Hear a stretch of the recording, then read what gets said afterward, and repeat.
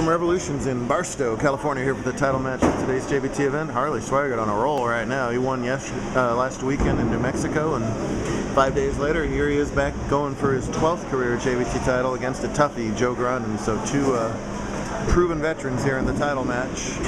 A long day of action here at Barstow.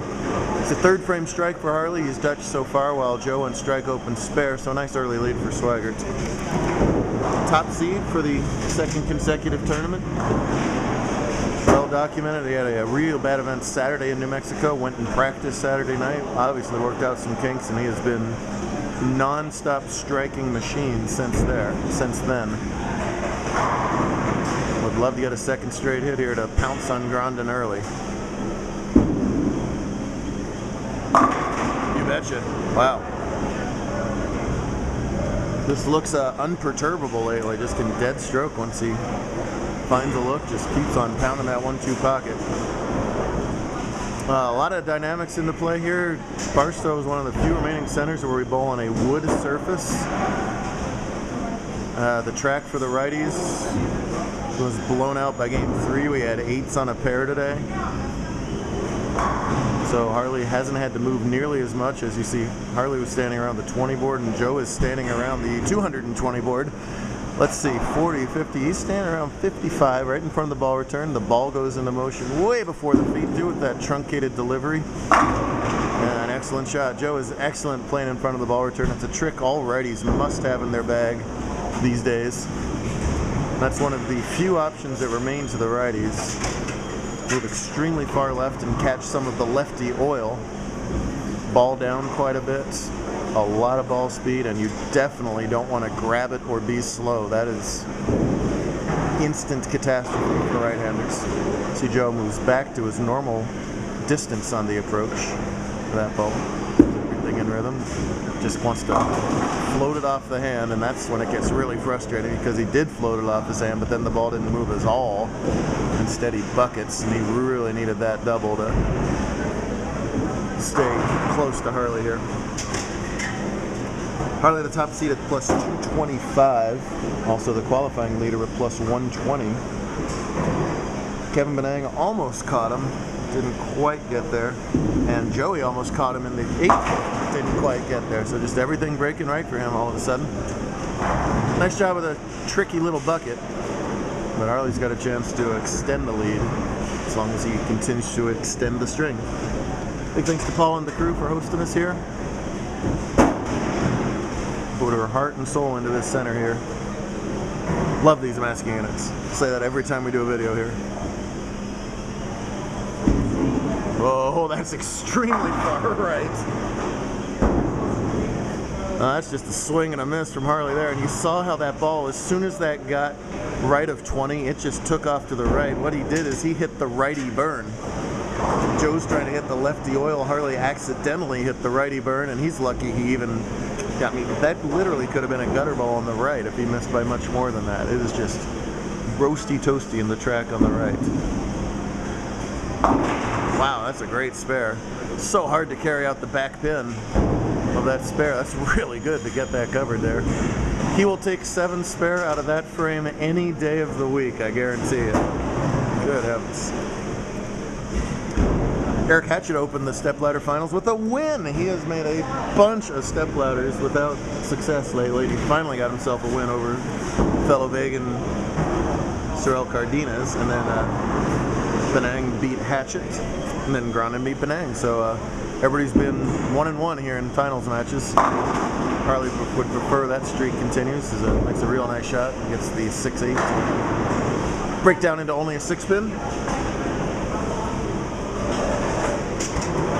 11 titles in Harley's career, matches a whole bunch of people. He would love to get up to that 12 title level. In fact, I guarantee you he will. Just will he do it today? Nicely done.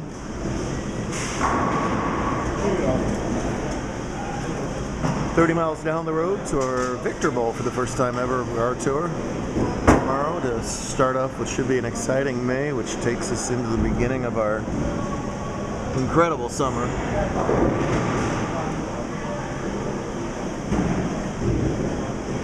See, once again, the mechanics of standing in front of the ball return. The ball will start a full step and a half into motion right there.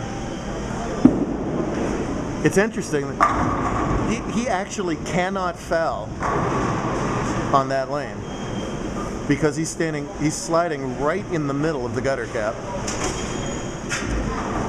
And it's the part of the gutter cap that sticks out behind the foul line. So the only way he could foul on lane 4 is if he slides so hard that he ramps himself right up the gutter cap beyond the length of the foul line.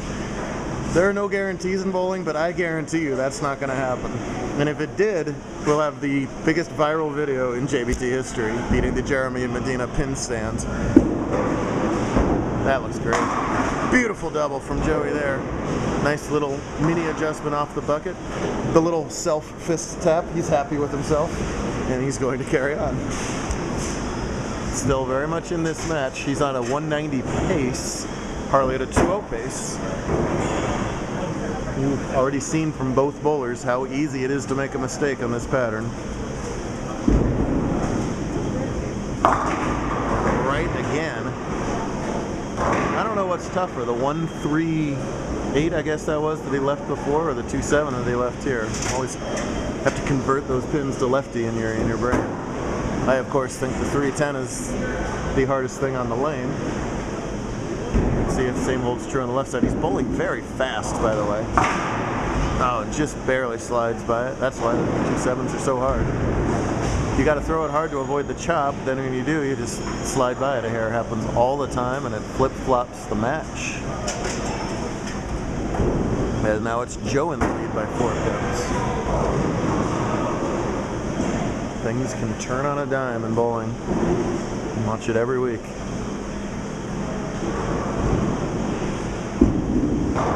No, again to the right. See that ball? Balls are supposed to skid in the front, then roll in the middle, then hook on the back. And even on the left side, they're blowing out so much now that the ball is not doing skid, roll, hook. It's going roll, hook, roll out. It's not ideal, and boy, he almost got sloppy on that and missed the 2. He's only got 2 frames left, but I'd be fascinated to see what he does. The body language off camera is that he doesn't know what's going on here and why that's happening all of a sudden. Can the lanes transition that quickly on him? The answer is yes. Wooden lanes it looks like a roller coaster if you look at it under a microscope. Extremely porous, especially these older surfaces. What's left of the oil, if it gets below sea level, for lack of a better word, and hopefully that explains it to you, it can go from perfectly oily to bone dry in a heartbeat, and that might be happening to Harley, or maybe he's just grabbing it or something off. It's hard to tell which, and that's up to Harley to make that decision. You see Rondon over almost the 7th arrow, and wow, just kisses the 8-10 over. That could have been an 8-10 easily. Instead, they both tilt over. That's a tremendous break right there. Now Joe should take note of the fact that Harley's ball was checking up around the 15 to 20 board. If that oil's going away, Joe has to move to the left of it, just like he was doing on the right-hand lane, and play between the 6th and 7th arrow. So that's between playing the 1st and 2nd arrow if you were a lefty. That's exactly what he's trying to do. Let's see what happens. It sure was. Man. Could have been a 4-9, could have been a 4-7-9, could have even struck, but very fortunate to leave just the 4-pin there. So, let's see here.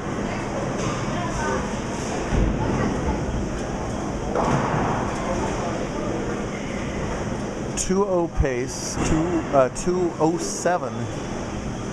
He strikes out. Harley at a 193 pace, but still has room for 213. No spare or gimme on this pattern. That's outstanding fundamentals. Completely killing the hook on it, going hard and straight.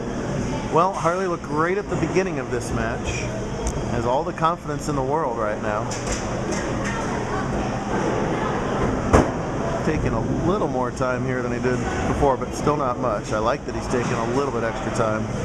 but at the same time not overthinking this ball. He's got the look. Was it the lanes? Was it him? Switch. It's a ball change. It's a great ball change. Tell you what, that is confidence in your game, knowing that it's time to go to something else. Because he put a lot of speed on that ball and keeps himself alive in this match. If he doesn't strike here, the best he can do is 193, and Joe would have to have a low count open for that to be good enough. So he all but must have this strike. On the other side, if he gets this, he goes a long way to making Joe double to win the match. 10th frame, title on the line. Shot. Oh! Wow, was that a good shot? And just, I tell you, you got the high roof here, so good shots just sound loud here, and that ball sounded as loud as 20 in the pit. And just a flat out rotten time for a ring in 7. The match is not over though. Spare strike is 193. Joey would 9 out for 195. So vital that, of course, he makes the spare, but then also keep himself together and strike on the fill ball. That's just a shame, because whether it was a physical adjustment or a lane move, Harley did everything right in the 9th and the 10th. And is not going to get the maximum reward for it. A mark is no gimme whatsoever on this. Behooves Swigert to put all the pressure he can on Joe here and make him throw a great shot for the weeds. Alright, well, you'll have to take the 9. That's a frustrated lefty right there. He absolutely pured that last ball. So 9 out is the winner, like we already talked about. Now 8-1 is 194. That's a win. 8 out is 193, and that's a win. So that 9 count made it significantly easier on Joey, where most marks will win this. Came around the side of it. Oh! Wow! I thought that ball picked up a roll just fine. It didn't, but it doesn't matter. By 1, that's the 9 on the fill ball that we just talked about. That's Harley's scoreboard there. Joe can miss them both for 193. He is going to squeak away this title. Wow. In the end, it's 194 to 192. I think both bowlers bowled better than the score on the board indicated there. That is, boy, both top seeds suffer brutal pills there in the title match.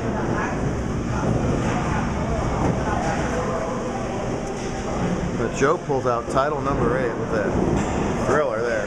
Great stuff out of all 4 finalists. We'll do it again down the street tomorrow. My goodness gracious.